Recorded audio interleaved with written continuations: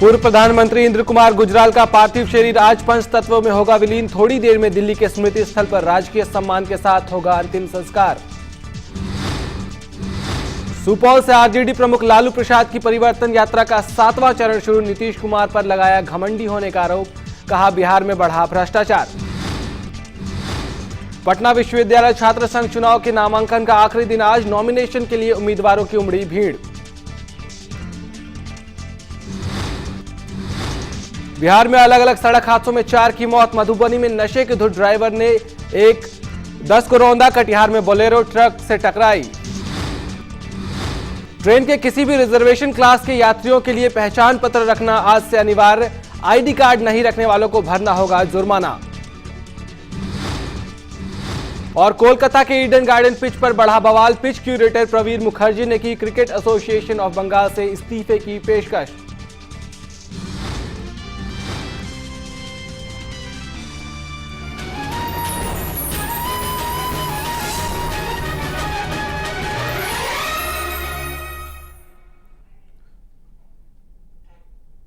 Bulletin में आपका स्वागत है। मैं हूं कुमार गौरव। पूर्व प्रधानमंत्री आई.के. गुजराल का आपसे थोड़ी देर में राजकीय सम्मान के साथ स्मृति स्थल के पास अंतिम संस्कार किया जाएगा। उनके अंतिम संस्कार में शामिल होने के लिए राष्ट्रपति प्रणब मुखर्जी ने अपना कोलकाता दौरा रद्द कर दिया। शुक्रवार को देर रात तक लोग उनके अंतिम दर्शन के लिए उनके सरकारी निवास पर पहुंचते रहे। उनके अंतिम दर्शन के लिए लोकसभा अध्यक्ष मीरा कुमार और वित्त मंत्री पी चिदम्बरम के साथ साथ कई जानी मानी हस्तियां पहुंची। आपको बता दें कि आई.के. गुजराल फेफड़े में संक्रमण से पीड़ित थे और उनका इलाज गुड़गांव के मेदांता अस्पताल में चल रहा था, जहां दोपहर 3:30 में उन्होंने अंतिम सांस ली। गुजराल के निधन पर 7 दिनों के राष्ट्रीय शोक की घोषणा की गई है।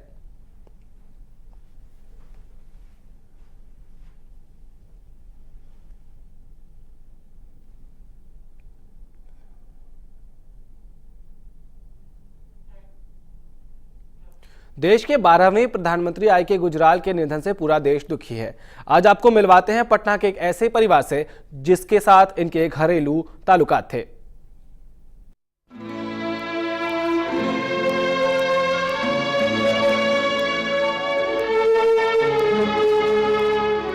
पटना के सब्जी बाग इलाके का इतिहास सदियों पुराना है।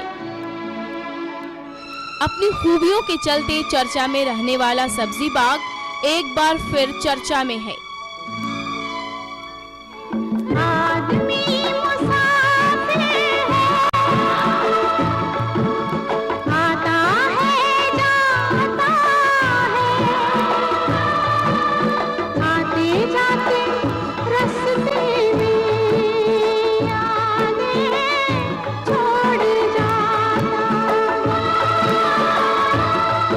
के दशक में पूर्व प्रधानमंत्री इंद्र कुमार गुजराल पटना के इसी इलाके में कई दिन और रात गुजारे थे। उस वक्त ये बिहार से राज्यसभा के सांसद हुआ करते थे।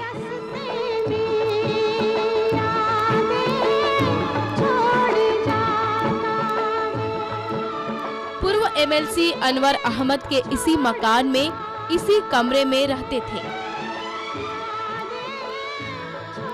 अपने पुराने दिनों को याद कर अनवर अहमद की आंखें नम हो गई हैं।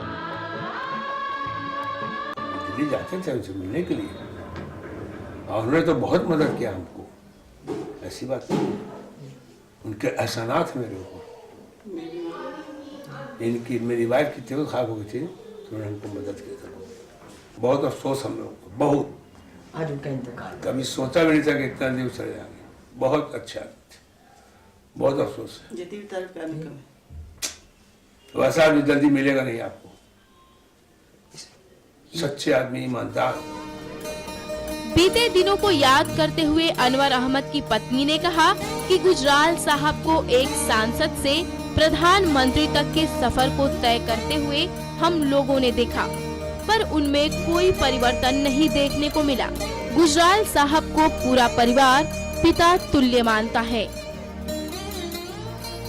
एक बाप बेटी के रिलेशन था, सीधा सा रिलेशन था और हमको बहुत मानते थे। बेटी ही कहती ही थे वो हमको। और जब भी पटना आए तो वो मेरे घर ठहरे। मेरे हाथ का बना हुआ खाना उनको बहुत पसंद था। वो चपाती रोटी बहुत पसंद करते थे। और उनकी वाइफ भी शीला गुजराल, वो भी आई थी उनके बड़े वाले बेटा वो भी आते थे, मतलब एक फैमिली मेंबर की तरह थे। इस मकान में रखे कुर्सी टेबल और सभी यादगार चीजें यूं ही पड़ी हुई हैं। लेकिन ये कैसी विडंबना है कि इस जगह पर बैठने वाले गुजराल साहब और उनकी कृतियां अब सिर्फ एक इतिहास बनकर रह गई हैं। रुपेंद्र श्रीवास्तव, पटना, मौर्य।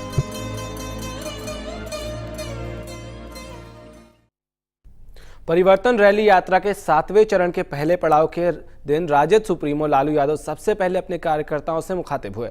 उन्होंने बताया कि किस तरह पार्टी को मजबूत बनाया जाए। इसके अलावा उन्होंने नीतीश कुमार पर घमंडी होने का आरोप लगाया और कहा कि बिहार में भ्रष्टाचार का बोलबाला बढ़ा है। इस मौके पर लालू यादव के साथ रामकृपाल यादव समेत कई वरिष्ठ नेता मौजूद रहे।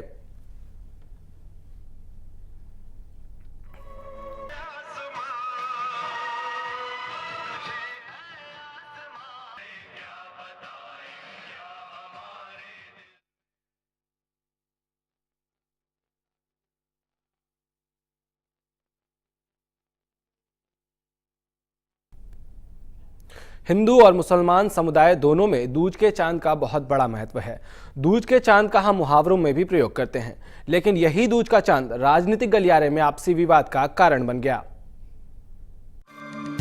बिहार विधान परिषद के शीतकालीन सत्र में पूर्व मुख्यमंत्री राबड़ी देवी पर पशुपालन मंत्री गिरिराज सिंह ने चुटकी लेते हुए कहा कि राबड़ी देवी तो दूज का चांद हो गई हैं। राबड़ी देवी को ये बात तो नहीं खली, लेकिन कांग्रेस की एमएलसी ज्योति रश्मि को ये बात खल गई और गिरिराज सिंह के मुंह में कालिक पुतवाने तक की बात कह डाली। वहीं गिरिराज सिंह ने ज्योति रश्मि पर निशाना साधते हुए कहा कि मैंने कोई गलत नहीं कहा है। ज्योति रश्मि की तरह मैं फूल के गमले नहीं फोड़ता हूँ। ये गांव में ये कहावत चरितार्थ है, दूज के चांद बदला की। तो दूज के चांद एक ऐसे शब्द है, ऐसे कहावत है, ऐसे मुहावरा है जो कभी कभी दिखाई देते हैं। ईद के बाद दूज का चांद लोग देखते हैं और हम लोग दूज के चांद को चांद ही तो कहा, हमने कोई राहु केतु तो नहीं कहा जो इतना बुरा मान गई।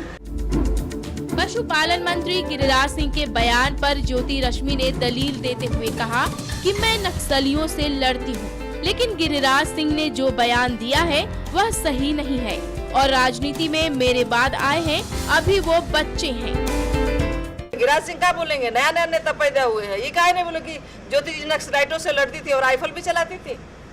गिरिराज सिंह का जन्म भी नहीं हुआ होगा राजनीति में, तब ज्योति राजनीति में नक्सलियों से, सहार जैसे नक्सल एरिया से लड़ती थी।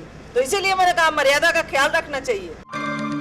राजनीति में इस तरह असंसदीय भाषा या जुमला का प्रयोग करना उचित तो नहीं है, मगर आज के राजनेता इस तरह के व्यंग्य से बाज नहीं आ रहे हैं। रुपेंद्र श्रीवास्तव, पटना, मौर्य। गुजरात के सीएम नरेंद्र मोदी के खिलाफ मणिनगर सीट से आईपीएस संजीव भट्ट की पत्नी श्वेता भट्ट ने बतौर कांग्रेस उम्मीदवार पर्चा भरा। वो अपने पति के साथ नामांकन दाखिल करने पहुंची। कांग्रेस ने उन्हें इस सीट से अपना उम्मीदवार बनाया है। संजीव भट्ट वही आईपीएस अधिकारी हैं जिन्होंने गुजरात दंगों के लेकर नरेंद्र मोदी के खिलाफ मोर्चा खोला। संजीव ने सुप्रीम कोर्ट में हलफनामा देकर आरोप लगाया कि गुजरात दंगों के वक्त मोदी ने पुलिस को कार्रवाई करने से रोका था।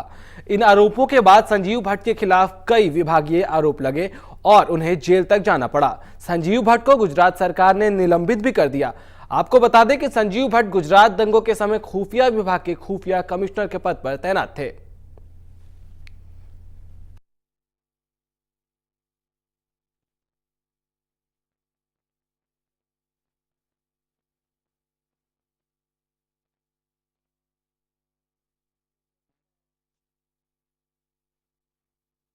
बुलेटिन में वक्त है एक छोटे से ब्रेक का, फौरन हाजिर होते हैं।